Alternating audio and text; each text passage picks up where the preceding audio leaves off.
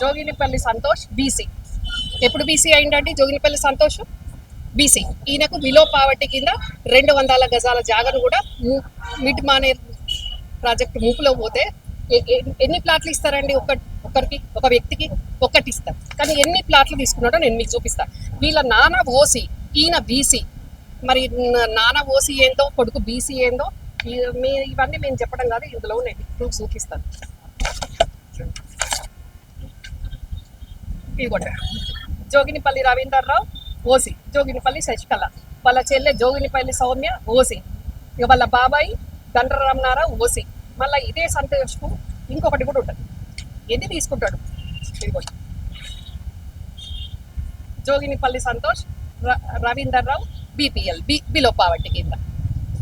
అంటే ఏ రకంగా బీఆర్ఎస్ ప్రభుత్వాన్ని అడ్డం పెట్టుకొని చిన్న గుండు పిన్ను నుంచి గుట్టల వరకు కూడా ఏ రకంగా దోసుకున్నారు అనడానికి ఇవన్నీ సాక్ష్యాలు.